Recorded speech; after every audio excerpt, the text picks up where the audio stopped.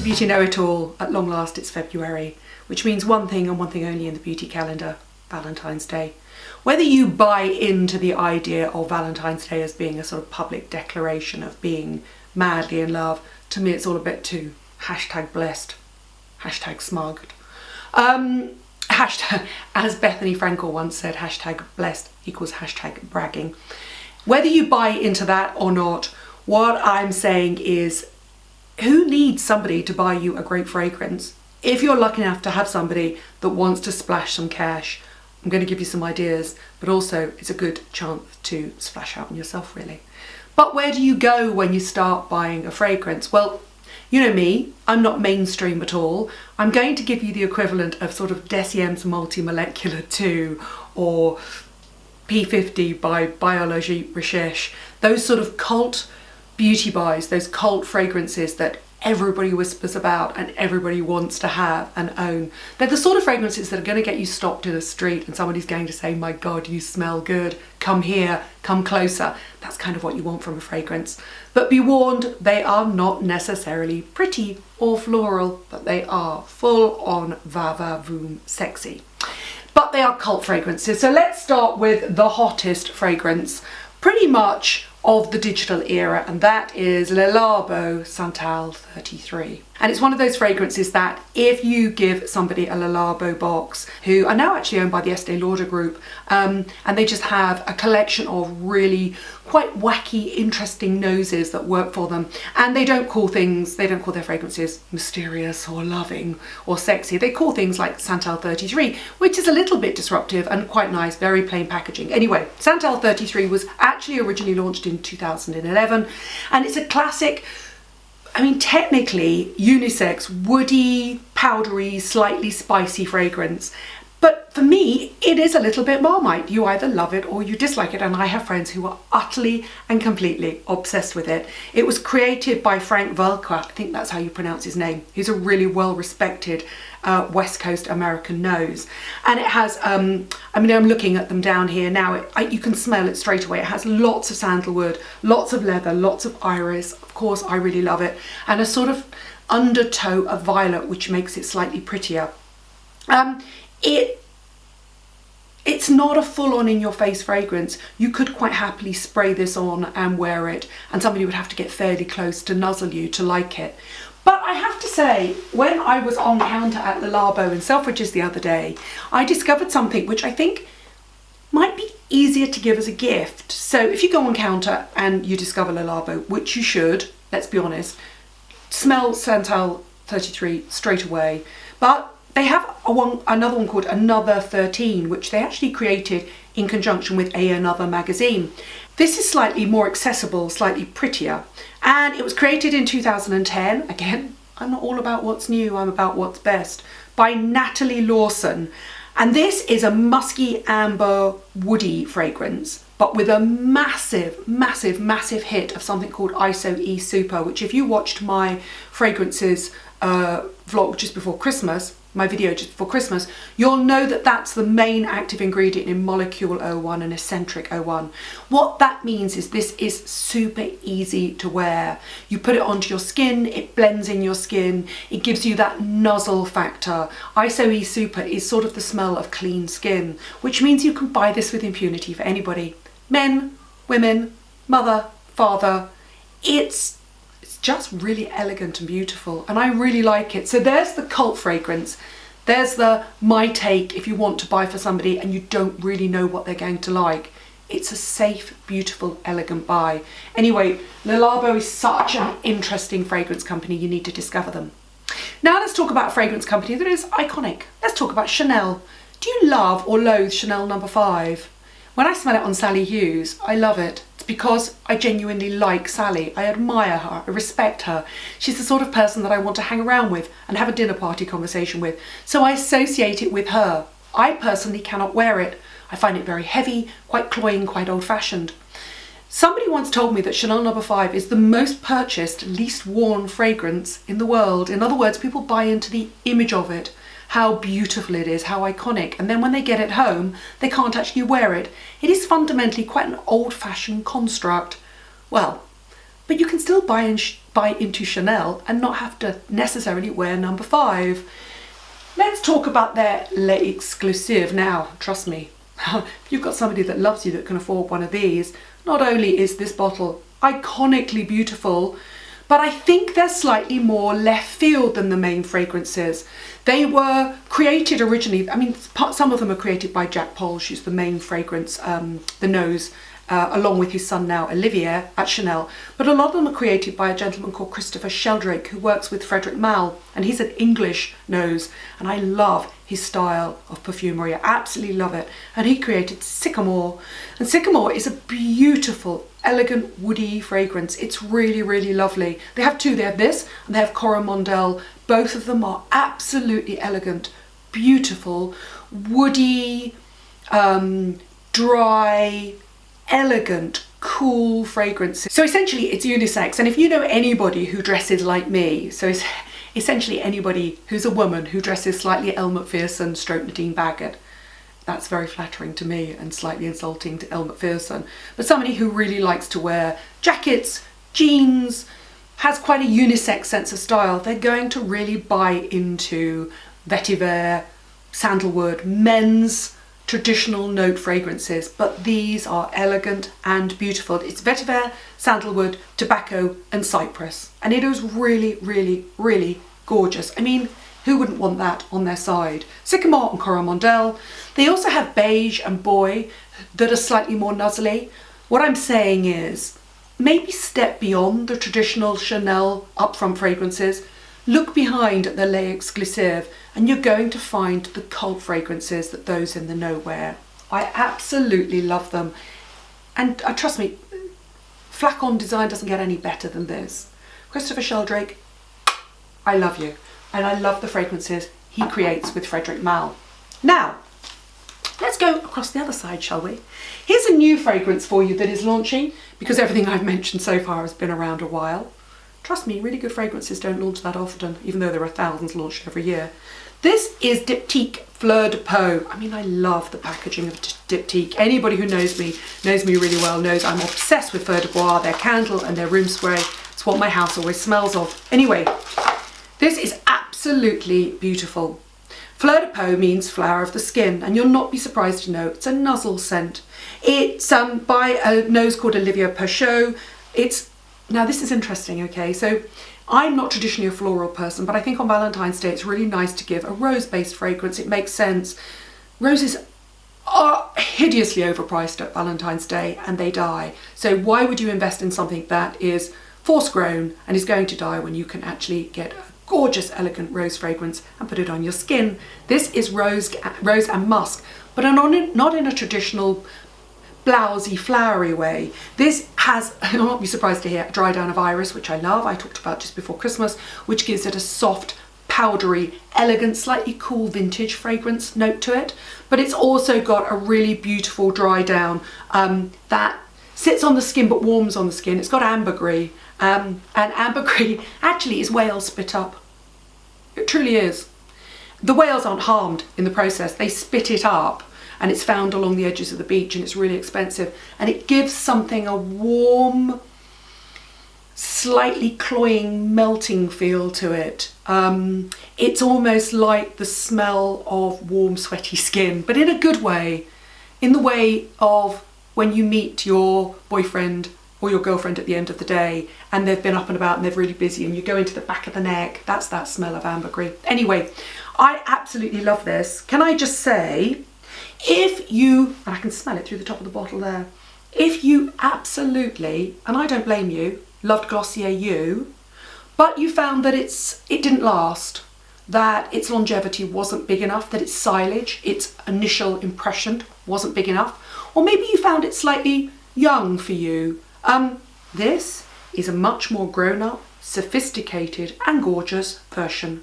This is essentially Glossier You for grown-ups. It is, quite frankly, gorgeous. It's really beautiful. I do believe it's a fragrance you could buy for any woman. And they are rare in today's world. On a quick note, you know I love Fleur de Bois. 'tis my all-time favourite candle. I spray my house with it. I have really large black lampshades downstairs. What I do is when the lights are off, I spray the inside of my lampshade, so as it warms up, it scents the air. If you love Feu de Bois, and I have nagged the founders of Diptyque to create a fragrance, and they don't seem to want to, there is a fragrance that's part of the Comme des Garçons. They're quite hard to come by. You can get them in places like Liberty and online. Anyway, they have one called Incense Avignon, which is, as far as I can tell, the closest I can find to Feu de Bois. The founders of Diptyque said to me, why do you want to smell like, Feu de Bois means fire of wood, obviously, which basically means a wood fire. Why do you want to smell like November the 5th? Why do you want to smell like a bonfire? I just do. I really, really, really love that smell. This is a sexier, slightly musky version. Anyway, that's for the freaks out there that are a bit like me. Who wouldn't want their man to smell like that, though, I must say. Right, I'm going to move on to a citrus fragrance now. And the reason I've included a citrus fragrance is because I think a lot of people find a citrus note quite an easy note to wear. They're instantly uplifting. If you think about the smell of lemon or lime, or orange or tangerine or mandarin, when you break that skin open and it sort of sprays up into you, you instantly kind of go, ah, and you're energized. You can feel the zing in it. And so I think the citrusy notes, they're instantly pleasing. I don't really think you'll find somebody that doesn't like a citrus top note, but you don't just want to wear citrus. You need something that has something beyond an orange or a lemon fragrance, something that's beyond the smell of a shampoo. This is the very beautiful Maison Margiela, and it was the first fragrance from that fashion company. Launched in 2010, Daniela Andriere is the, please forgive me if I've mispronounced anybody's names, the nose. And you've got bitter orange and jasmine, and then it bypasses the floral completely and it goes down to incense, cedar and musk, which means that you get, it's brilliant. It's a wolf in sheep's clothing. The citrus is a sheep. It sort of, you know, keeps everybody happy and everybody loves you. And then the wolf comes out and smiles and licks the back of your neck, because what you have is you have a fundamentally very, very sexy, gorgeous dry down wrapped in a citrus envelope so that it smells instantly pleasing and uplifting, but then it grabs you. And you just want to go in there and nuzzle it. I'm being polite about that. It's a beautiful, beautiful, beautiful fragrance. Now, I'm going to finish with two room rockers, and I say room rockers because, honestly, hand on heart, I have these fragrances, I love these fragrances. I have trouble wearing both of them. They have a tendency to give me a headache when I wear them, and I'm very overly sensitive to fragrances. And there are two fragrances I genuinely love. When I smell them on girlfriends or I smell them on anybody, they're my all-time favourite fragrances. But they are room rockers. I wore one the other day, and I'm going to go and grab it now, and I got into the back of an Uber and the Uber driver instantly wound down the window of his car. I don't think it's perfume paranoia. I do think they are slightly Marmitey, but oh my God, if you're ever in a store that stocks them, please go and find them, have a smell, put them on a spill, put them in your pocket, walk away, and let me know what you think of them. I mean, they're just amazing. This is Frederic Malle's Portrait of a Lady. And it truly is, I think, the most beautiful fragrance to have been launched in recent years. It's by a nose called Dominique Ropion, and it's an incredible concoction. Obviously, you will know, if you know the reference, Portrait of a Lady is a novel by Henry James about a very buttoned up Victorian lady. And I love it. Oh my God, I love it. Do you know what? When I was growing up, I had an older sister who used to wear a fragrance called Chic, and she used to go clubbing, and it belongs to the same family as Chic, and it belongs to the same family as the original Agent Provocateur fragrance. But this is that on steroids. It's just absolutely so gorgeous and so sexy. Henry James wrote the novel in 1881. It was launched in 2010. I'm looking at my notes. I don't have an encyclopedic knowledge of fragrances. And it's a rose fragrance, so it opens with rose, but you can't really smell a traditional floral blousy fragrance, because as well as the rose, you're hit by a massive burst of very sexy full on patchouli, and then incense, sandalwood, amber and musk. It's basically got very few top notes and a massive, massive, massive base note, collection of base notes, and it's just truly gorgeous. It's a magnificent fragrance, and I mean that in the true sense of magnificent. It's bigger than life, it's larger than life, it's voom, full on, buttoned up Victorian sex. That's what it is. If it had legs, they'd need covering like a Victorian piano. It's really gorgeous. And then the other one is by a really, really interesting, I want to say perfumer, and I don't mean that in the sense of a nose, because he doesn't create his fragrances, he just curates his fragrance in the same way that Frederic Malle does. And that is Michael Bodie, and he has a range of gorgeous flacons, and they are called Boadicea the Victorious, and it's a play on his name, obviously. Michael Bodie, Boadicea the Victorious. Anyway, he has one called Seductive. He has loads. I mean, he launches them so frequently, and each one is created by a different nose. Anyway, Seductive is really, really, really absolutely gorgeous. I mean, these are expensive fragrances, by the way, but I mean, the flacons are gorgeous in their own right. You know, it's very interesting, isn't it, that I smelt this on a really good friend of mine, who shall remain nameless, actually, because she is the PR director of a company, a really big beauty company, and they don't manufacture this, but she wears, I mean, she's just obsessed with really good fragrance. She always smells incredible, and when I smelt it on her, I absolutely had to go out and get it. It's so sexy, I can't tell you. It's musk, amber, sandalwood and patchouli, and it's actually by a nose called John Stephen. I always love it when you get a sort of a nose called somebody like John Stephen, and they're normally called something like Dominique Orpillon. They're normally French anyway. So I absolutely love it. It's very smoky, quite leathery, very incensey. It's a little bit like, it's quite animalistic as well, which is the musk. I love the smell of my cats, and if you love the smell of your dogs, you'll know what I mean by animalistic, and I mean a clean cat or dog. I'm very anti-fur, obviously, because I adore my cats, but it's got almost the smell of an old fur jacket, a vintage fur jacket about it. And it's the incense. It's a little bit like going into a Buddhist temple. I mean, by the way, if you've ever been to Bali, Bali is the most beautiful smelling island in the world. I mean, just incense everywhere. Hot, muggy air with incense in it. Anyway, this is that with a sort of leather whip attached to it. That is a weird synergy of ideas, but it is truly, truly, truly sexy and gorgeous. They're expensive. The last two, I mean, to be honest, most of these fragrances are fairly expensive. But do you know what? I think it's really easy on Valentine's Day to buy 15 long-stemmed red roses. Always prefer white roses, by the way. A box of sickly chocolates that you'll only regret eating, a padded Valentine's Day card and a meal for two, and you're going to spend well over £150. What I'm saying is, if you have nobody particularly special in your life this February the 14th, go out and treat yourself. And if by chance you do have somebody special in your life, tell them not to waste their money on flowers and chocolates, and instead spend your money on a gorgeous, totally seductive, sexy scent. They're just, all of them, they are a sign of sophistication, of fragrance knowledge, of an understanding of what a really great cult fragrance is. And there are rose ones, there are really easy to wear ISO, super nuzzly ones, there are soft skin ones. There are some really beautiful fragrances for everyone here. Trust me.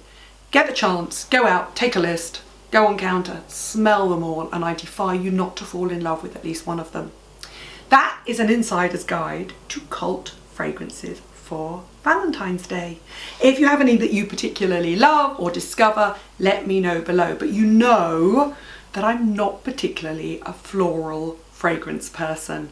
That does make me a bit of a freak, but that's like saying I don't particularly like a huge tub of moisturiser. What I like is a really great serum. These are essentially the cool, trendy serums of the fragrance world. Thank you for watching, thank you for subscribing, and please remember, whatever happens to you on Valentine's Day on February the 14th, Whether you're inundated with cheap chocolates, padded Valentine's Day cards in the posts, or long stem wilted roses or not, it does not for a second reflect on what the rest of your year is going to be about. Trust me, I go out with the most unromantic man in the world, I know.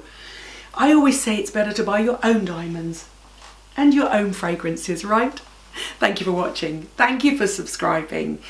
Check me out on Instagram at Nadine Baggott for daily beauty updates as well. And I promise also that I'm going to start uploading to YouTube now twice a week. So in future, look out for Thursdays and Sundays. I'll see you soon.